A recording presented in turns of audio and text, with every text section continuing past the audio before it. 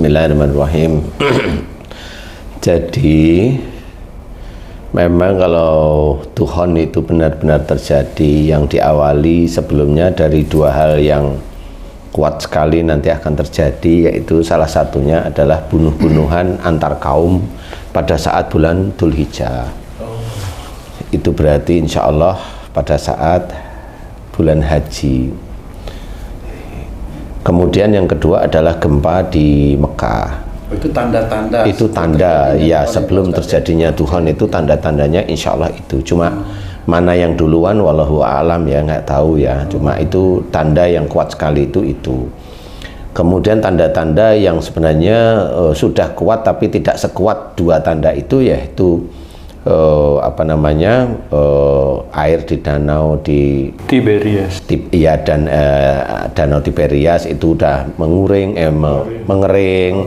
Kemudian kurma di daerah itu juga sudah tidak berbuah lagi, seperti itu. Sudah banyak hal lah yang di daerah Arab yang panas sudah mulai turun salju dan sebagainya, itu sudah, itu mendukung ya, itu mendukung. Kemudian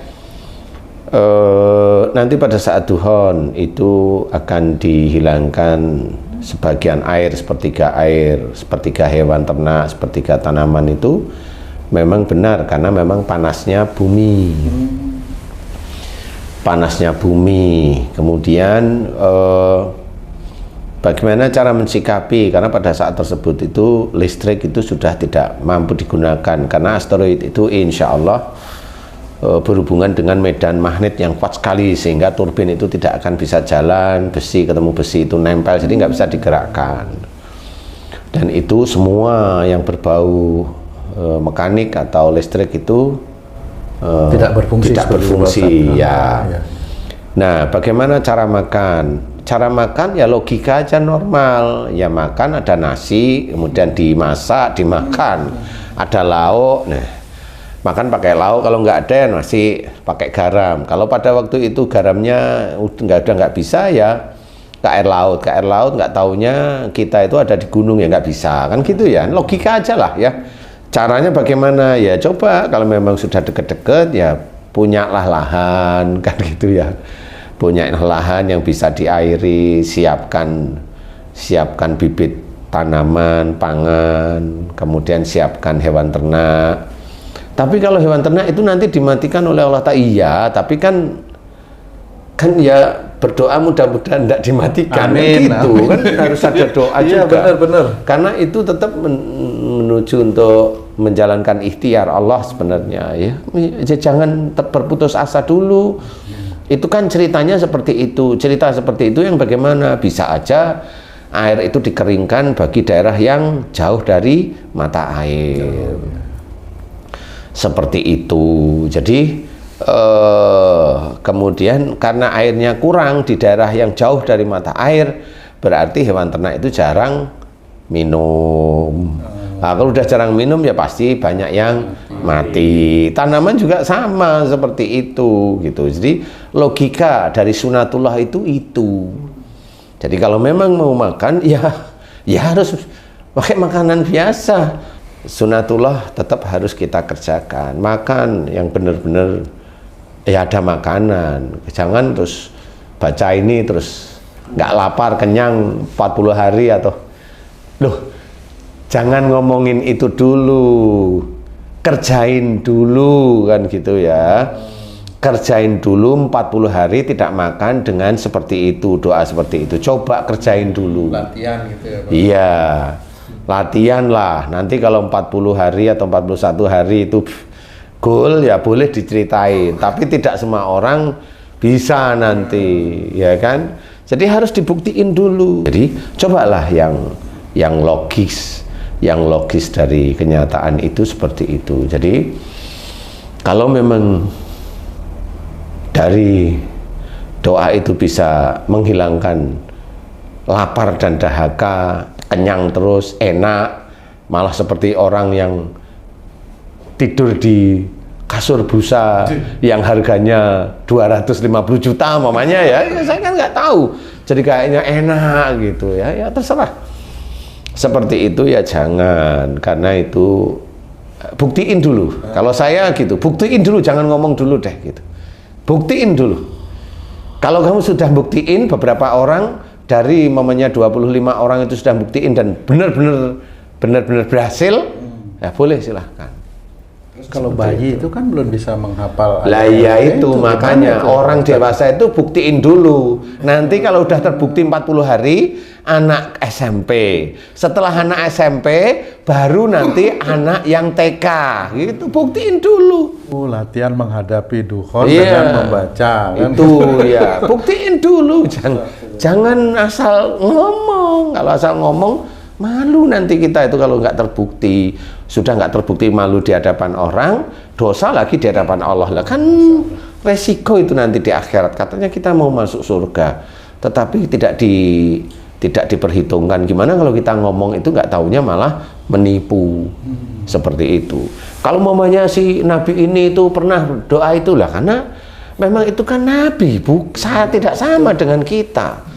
Kalau Nabi orang yang dipilih Allah Ta'ala, dan Nabi itu hidupnya itu sudah diatur oleh Allah Ta'ala seperti itu. Jadi ujiannya juga dahsyat. Ujiannya juga dahsyat, nggak cuma makan aja lapar doang, enggak. Ini yang Pak Tung tanyakan, ini biasanya orang awam yang keterbatasan kemampuan dalam hal ekonomi nih Ustaz. Kalau Ustaz tadi bilang, ya belilah lahan, punyalah lahan, itu mungkin bagi orang yang berkemampuan. Nah, bagi rakyat jelata nih, kemana harus cari solusi kalau duhon datang itu seperti apa Ustaz? Lah kok nyari solusi duhon datang? Ya misalnya ke tempat orang yang punya lahan, minta-minta atau daftar atau gimana gitu. Lah ya itu tadi saya juga cerita Tojiji. Lah kok nyari kok setelah duhon datang itu mau naik apa? Iya benar. Iya ya. Haji J ya. Itu umpamanya pas di Jakarta nih. Istri itu lagi di Dieng. Malam hari duhon umpamanya. Itu mau ketemu di mana? Saya cuma tanya itu mau ketemu di mana? Nah, duhon itu kan kita nggak tahu kapan datangnya. Lah iya. Lah itu yang baru itu aja udah, iya nggak bisa ya. Lah apalagi orang yang butuh makanan. Nah kalau orang butuh makanan, ya mulai sekarang kan sudah harus disetting sebenarnya. Dia mau kemana. Kalau orang itu hanya mengandalkan ego pribadinya masing-masing, ya nggak bisa. Selesai dia nanti, Jadi orang harus nyari mana guru-gurunya yang secara real itu bisa memikirkan ini real, tidak keluar dari sunatullah, kan seperti itu. Nggak mengada-ada. Tidak mengada-ada.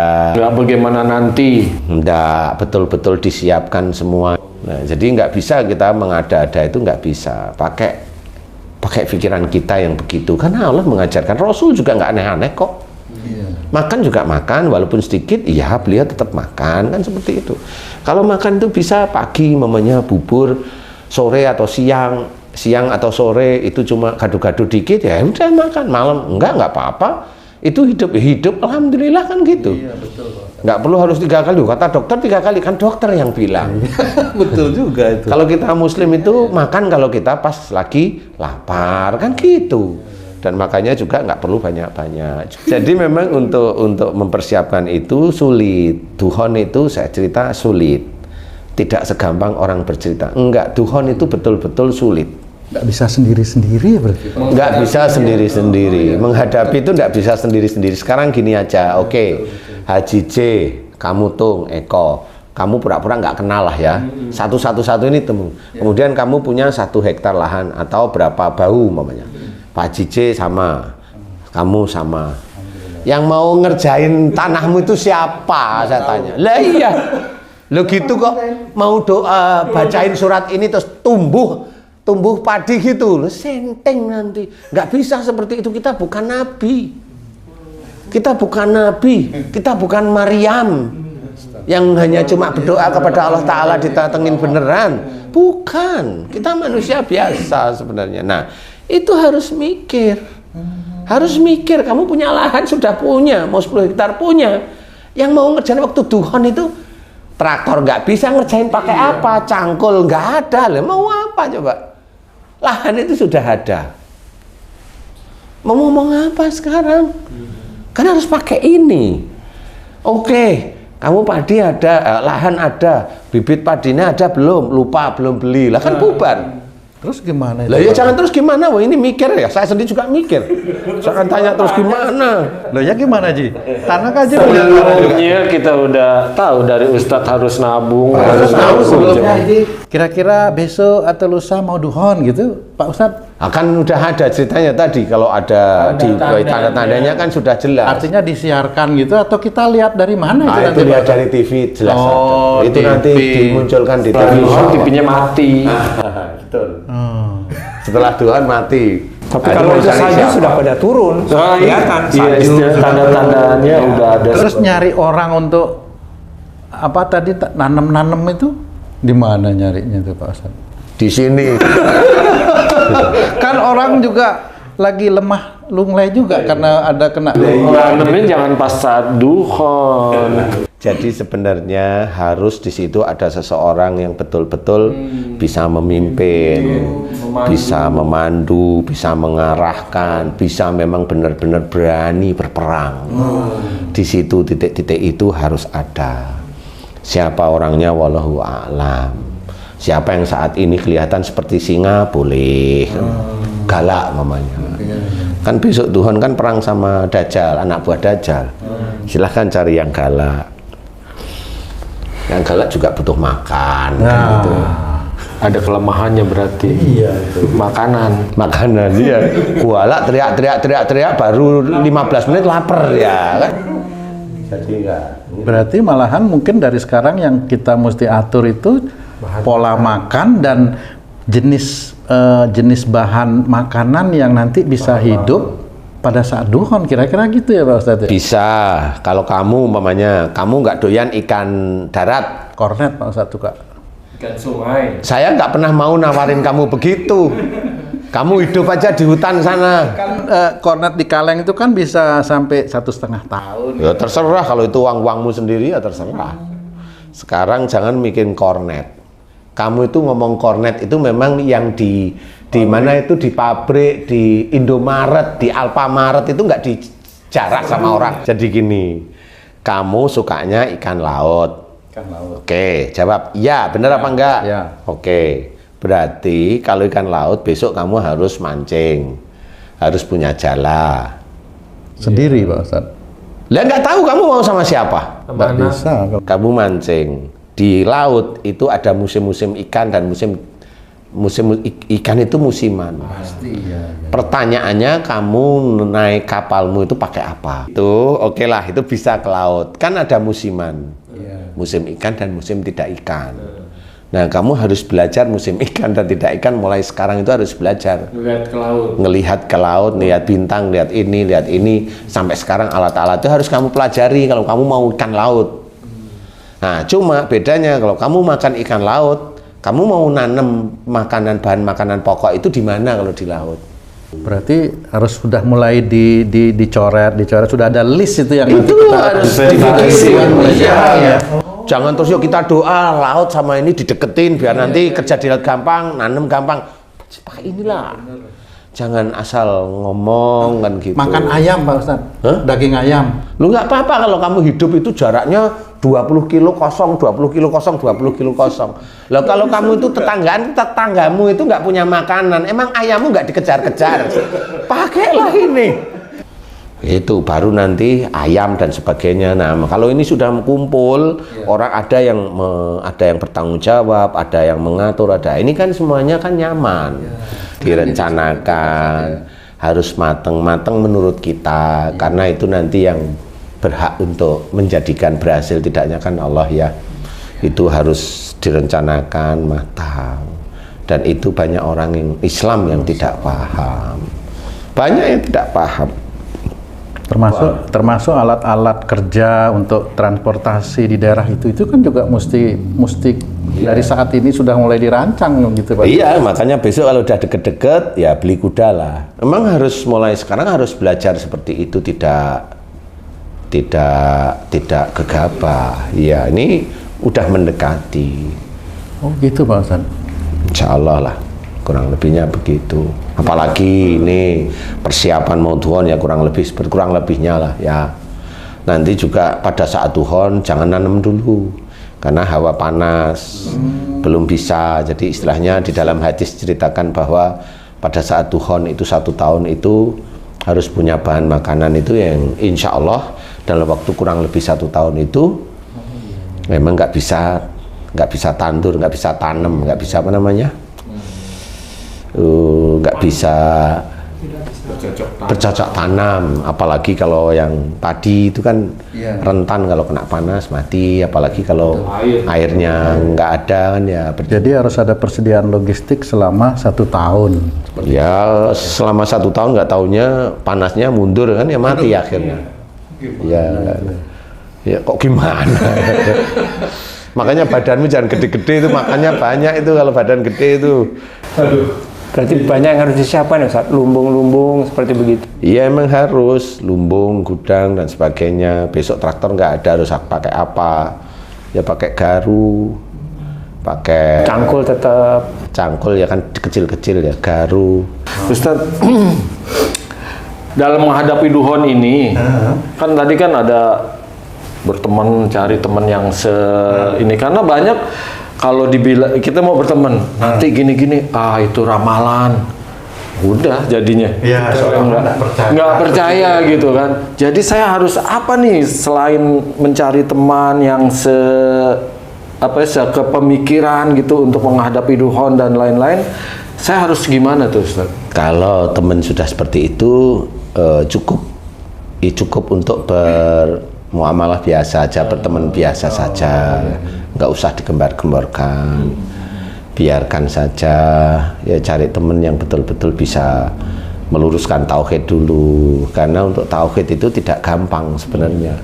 Jadi dari situ nanti Allah membentuk orang yang tauhidnya kuat akan terbentuk menjadi satu titik atau beberapa titik memang seperti itu, sehingga orang itu nanti pada saat Tuhan bisa makan. Seperti itu. Kalau besok itu mau jadi anak buahnya Dajjal nggak perlu makan. Oh gitu Ustaz? Enggak lah. Dia dapat makan dari Dajjal itu ya? Dikasih ya? Itu kan sebenarnya seperti orang kesurupan. Orang kesurupan kan nggak butuh makan. Jadi tubuhnya dia itu mau kurus kayak mau ini nggak peduli. Yang penting ilmunya tinggi. Kalau Dajjal kan ilmunya tinggi-tinggi. Jadi ya nggak butuh makan. Jadi kalau kita masih manusia biasa ya masih butuh makan. Insya Allah seperti itu. Yang jelas tauhid dikuatkan agar nanti Allah yang mengatur kita bertemu dengan orang-orang yang baik, yang berusaha untuk lurus di jalan Allah Ta'ala. Nah, Ustadz ini kan jadi galau nih, supaya semangat. Jadi gimana nih Ustadz? Jadi intinya susah memang. Jadi saya sendiri kalau ditanya seperti itu juga saya akan berpikir puluhan kali untuk apa namanya? Untuk merencanakan itu bisa lolos, iya lolos di screeningnya Allah kan gitu ya. Jadi nggak segampang bicara itu, nggak gampang, nggak seperti itu. Jadi kayak lahannya bagaimana, tempatnya bagaimana, kemudian nanti tempat itu harus bagaimana, kemudian siapa yang mau ngerjain lahan. Kan umpamanya kita orang kota nggak pernah garu, nggak pernah ngeluku, nggak pernah macul. Itu suruh macul ya boyoan lah, macem-macem. Baru macul 3 hari meriang 2 minggu lah ya nggak selesai-selesai. Ya kayak gitu itu kan susah. Jadi kalau saya malah betul-betul serius. Orang-orang yang serius jangan leda-lede. Kalau saya bilang leda-lede itu memang nggak boleh. Semuanya meriang ya paling 2 minggu itu meriang semua nanti. Karena apa? Penyesuaian. Karena nggak pernah jadi dipernah-pernahkan. Seperti itu. Terus waktu itu nanti jam tangan itu kan juga ikut mati kira-kira. Terus nanti taunya waktu misalnya yang biasanya mau sholat subuh tuh pakai beker, nanti kan nggak ada beker. Maksudnya bangunnya gitu? Bangun yang bangunin itu waktu sholat maghrib itu kan gelap itu Pak Ustadz. Nanti gimana itu bisanya apa sholatnya di jamak-jamak terus gitu, bagaimana itu ya? Kita coba pakai jamnya matahari dulu. Matahari ketutup awan, Ustaz. Iya sih, tapi kita coba aja. Kan kita nggak ngerti. Kalaupun ada malaikat kalau mau turun ya silakan. Ini sudah maghrib kan gitu. Tapi kan kita kan mohon kepada Allah Ta'ala karena nggak tahu waktu nih kan gitu. Jadi kan darurat itu kan agak kesulitan. Tetapi ya kalau memang, nah itu termasuk itu sendiri juga harus dipikirin gimana caranya. Paling tidak nomor satu yang agak real jam matahari. Intinya seperti itu. Jadi untuk harus berpikir. Sekarang memang harus berpikir. Nggak usah terlalu takut ya enggak. Ya karena ini kan udah ketentuan Allah ya. Jadi nggak usah terlalu takut, tetapi juga harus disiapkan. Seperti itu harus disiapkan. Nggak bisa nggak boleh menggampangkan. Jangan menggampangkan. Kalau memang sekarang belum, ya nggak apa-apa. Karena ada salah satu ustadz juga bilang, oh ini umur saya kayaknya belum sampai Tuhan, saya sudah mati. Ya mati beneran deh. Oh iya. Ada, tapi nggak perlu ngomong. Kalau saya tahu, saya pernah dengar ceramahnya dia. Saya kayaknya ini belum Tuhan, saya sudah mati. Mati beneran dia. Kayak sesumbar gitu ya. Ya itu kayak mendoakan sendiri. Jadi Tuhan itu miliknya Allah, dia tantang, itu nggak boleh. Seperti itu nggak boleh. Jadi ya akhirnya terkena sendiri walaupun beliau pendakwah. Nah, Allah itu nggak lihat pendakwah kok. Allah itu hanya yang dilihat itu nurut keimanannya. Insya Allah seperti itu kurang lebihnya, wallahu a'lam. Baik Pak Ustadz, terima kasih banyak ini pencerahannya, penjelasan yang singkat. Mungkin di lain waktu nanti kita perlu penjelasan lebih banyak lagi nih Pak Ustadz, karena waktunya singkat banget ya Pak Ji ya. Iya. Oke, cukup. Ada yang mau ditanya lagi? Alhamdulillah. Baik, sahabat beriman dimanapun berada, demikian tadi pencerahan dari guru kita Pak Ustadz Danu mengenai Tuhon, bagaimana menyikapi, bagaimana kan nanti para pemirsa atau sahabat beriman sendiri yang menyimpulkan gitu ya, karena memang ini tidak bisa disimpulkan sekarang, tapi perlu dipikirkan bahwa kejadian itu nanti benar-benar di luar daripada yang selama ini kita pikirkan.